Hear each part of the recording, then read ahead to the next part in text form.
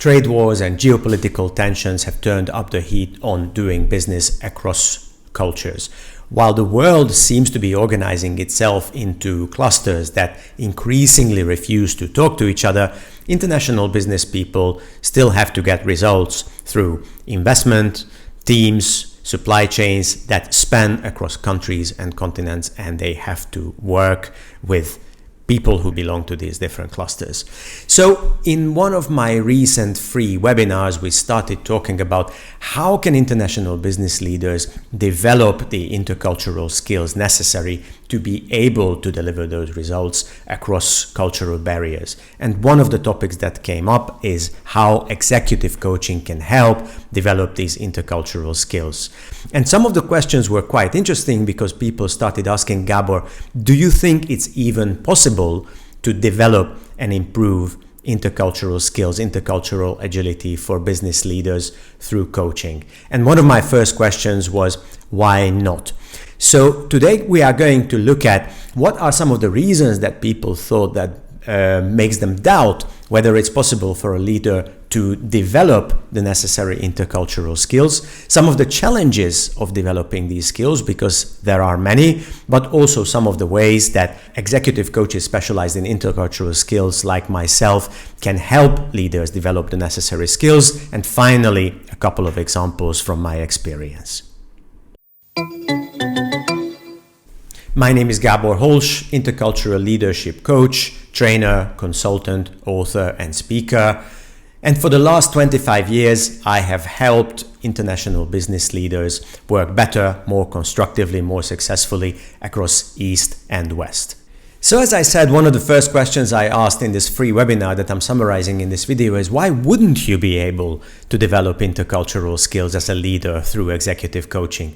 And the kind of reasons that people asked me were quite interesting. So it seems actually it is possible to convince smart and successful leaders that the intercultural skills that they need to work across different regions are either born with somebody or not born with somebody. So they are very difficult to develop deliberately through mentoring or coaching, or that it's almost impossible to start developing voluntarily these intercultural skills, because intercultural leadership skills comes from years or decades of experience, and therefore if you don't have that experience, then where would you start developing those skills? Or finally, there is another line of argument that seems to confuse language skills with intercultural skills, maintaining that if you speak the language that the people use in a culturally challenging country or city or location, then you have no problem. You are going to be able to seamlessly negotiate with them, work with them as a team, or lead them if you are in that kind of position. Let's look at these arguments one by one, because I always feel sad when somebody tells me somebody convinced them that they would not be able to significantly improve the cultural agility necessary to work across challenging cultures. The first one that we can look at is the belief that intercultural agility comes from personality or comes from somebody's native culture. So examples that I can give you about this is when somebody says, well, listen, I am by nature, by my personality, outgoing, find it easy to talk to strangers, I am flexible, I understand another person's position very easily, so I find it very easy to work with people who come from a significantly different culture. But that runs in my family. You know, my parents were like this, my sister is also like this. So if you don't have this kind of genetic background, then it is very difficult for you to develop the same kind of cultural agility. A related but slightly different argument is when people claim that they are culturally agile because of their native culture. When somebody tells you, well, I come from the Philippines, which is a very diverse society, or I come from Italy, where people are great communicators and they are very flexible.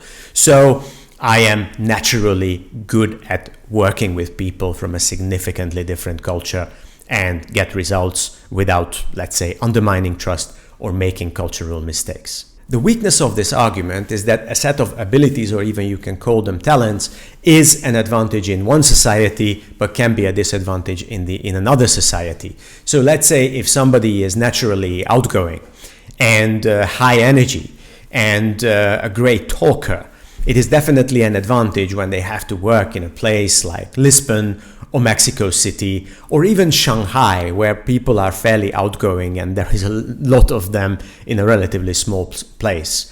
But if the same leader is preparing herself or himself for negotiating in a place which is smaller and relatively traditional, and some of them can be genuine international business centers, like let's say the leader prepares herself or himself to negotiate, to work as an expat or to lead a team in Switzerland or in Singapore or in the city of Pune in India, then suddenly the same set of characteristics can become a little bit of a disadvantage. And I'm going to give you a couple of specific examples in the rest of this video. The second argument I often hear why coaching would make it difficult to improve or develop higher level intercultural leadership skills is the claim that those skills come from years or even decades of international experience, so a coach or a mentor would not be able to help develop these skills. Now, the weakness of this argument is whatever the experience you have is specific to certain places and times. One of the big mistakes that I often meet in large multinational companies is to assume that, let's say, a leader would be able to easily and seamlessly work with people in China or in India because this leader has already successfully completed a couple of other international assignments to the United States, to Egypt, and Russia. But as I will show you, the kind of adjustments that somebody makes to their behavior, the kind of lessons that they learn in one given culture, doesn't guarantee that the same kind of cultural learning applies and helps the leader do a good job in another place, or even in the same place at another time if the place has significantly changed in terms of work culture. And finally, there is an interesting argument for not being able to develop intercultural skills through coaching is confusing language skills with intercultural skills. So basically somebody claiming that since a leader speaks the language of the target country, no problem, they will be able to seamlessly work together with those people, negotiate, lead, work as a team, and so on. Now, in order to show the weakness of those arguments, which is probably the most difficult out of the three, is I would like to ask you to imagine something. You are watching this video in English, so I assume English is one of the languages that you use for business.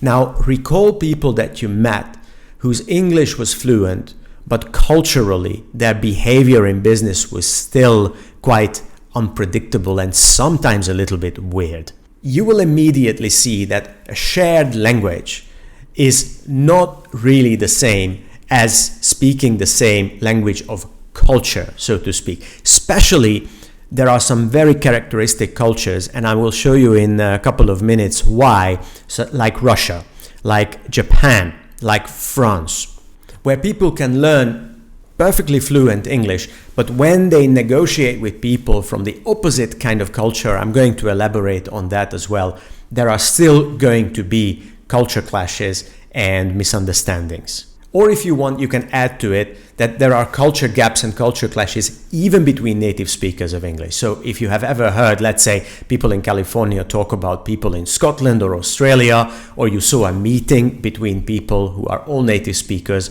but come from different parts of the world and use English for business, then you know exactly what I'm talking about. So how do executive coaches like myself help leaders develop the intercultural skills that work consistently across local, national, and professional cultures? Before we jump into this answer, and if you like the video so far, please click subscribe and like so that you can get my new videos as soon as they are online.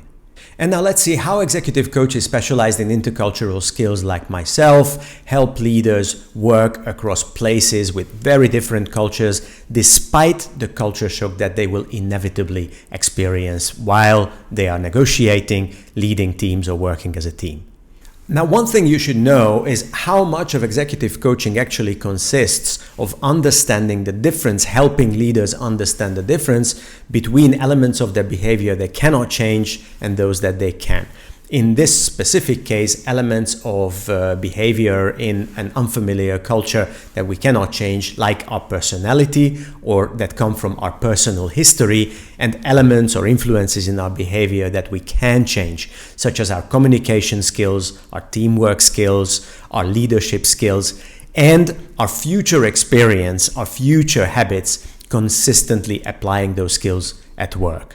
To make this a little bit more concrete, imagine that there is a leader, let's call her Daniela or let's call him Daniel, who would like to work with me as a coach because she would like to prepare for 2 very important negotiations or 2 very important business trips. One of them is to Barcelona, Spain, and the other one is to Osaka, Japan. In this case, I would start working with them by building awareness about their personality and the kind of values, behaviors, and habits that they picked up through their childhood, their upbringing, their education, and work experience so far, and looking at which one of those habits and behaviors are an advantage in these specific cultural environments and which are a disadvantage. Let's assume, like I mentioned before, that Daniel or Daniela claims to be a high energy, outgoing, flexible person and therefore is convinced that she is going to do very well in both of these cultures. But very soon we will find out that being extroverted, flexible and outgoing is much more of an advantage in one of these places than the other one. And in order to demonstrate this, we would do 2 things. Number 1, we would take a little bit closer look about the self-image that the leader brings to the coaching. And for this, my favorite tool is the so-called global DISC assessment system. A system that demonstrates a combination of personality and habitual behaviors expressed with 4 different dimensions, which are direction, inspiration, service, and competence. If you have questions about this system, just use the contact link in the video notes, but I'm going to go on and tell you how we use this system in order to have this discussion about the advantages and disadvantages of, let's say, Daniel's current behavior while he is preparing for these business trips. So if Daniel is right about being high energy, outgoing and flexible, that would mean that the percentages here in the direction and inspiration, these 2 different behavioral factors, are higher than the 2 below, the ones in service and competence. So let's say that Daniel has a fairly accurate picture about his own personality and habits. Once we got that far, the next thing that we have to do is look at in which cultural environment these characteristics are going to be an advantage in negotiation, teamwork, or leadership, and where they might be a disadvantage. And to make that comparison, I would probably use one of a family of tools called culture maps. Now, the most popular culture map by far is one developed by an academic called Erin Meyer, and it does something quite interesting. It creates a behavioral profile of the mainstream, the typical culture of a place, in this case a country, just like a DISC assessment creates a behavioral profile of a person. The brilliance of this system is that if you put the 2 together, as we do in the global DISC system, then you can make an immediate comparison between the typical behaviors of the person in question, in this case Daniel, and the typical behaviors of people in the given culture. Let's say in this case Japan or Spain. This is important because one of the most fascinating things that intercultural researchers found out in the last couple of years is that not everybody from a given culture is a typical representative of the values and behaviors of those cultures. Actually, only about half of the people from Italy are typical Italians, half of the people from China are typical Chinese. So just by telling that Daniel comes from, let's say, Germany or Hungary or the United States, it doesn't make it possible to anticipate the level of culture shock that he is going to experience in Spain or Japan. For that, we need a one-on-one comparison between the behavioral profile of Daniel and the behavioral profile of the countries in question.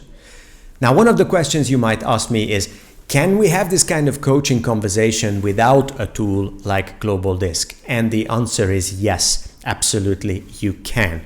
In that case, the conversation itself would be a little bit longer.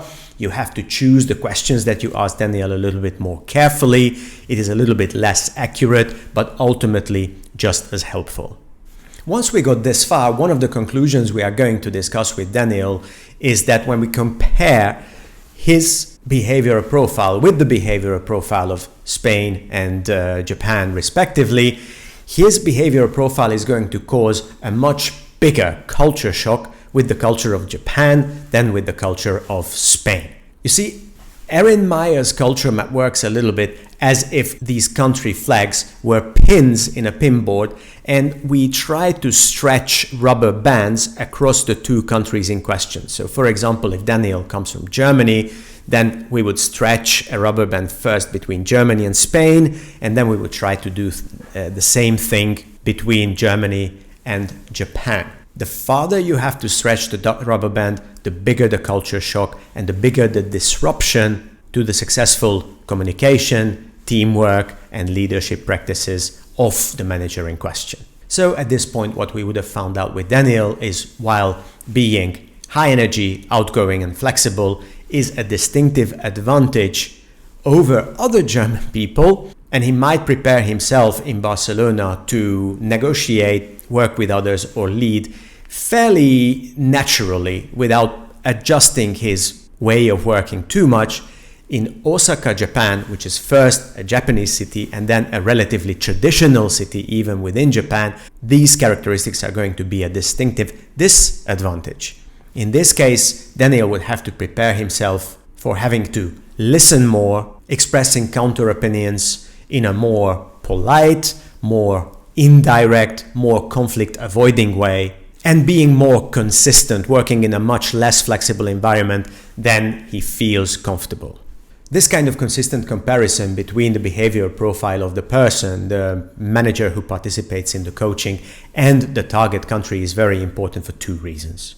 The first reason is that at companies, when they are preparing managers for international assignments, they very often judge the expected level of culture shock solely based on the nationality of the manager. So basically, a German company assumes that one German manager will have the same amount of difficulty working in Spain or in Japan as any other German manager. And that is simply not true. People have very different behavioral profiles, and some managers are indeed temperamentally more prepared for some cultures than others. That doesn't mean that somebody who experiences a bigger culture shock with a given place cannot work successfully there. Everybody can prepare for any kind of culture. It's just that they have to prepare a little bit more systematically and carefully.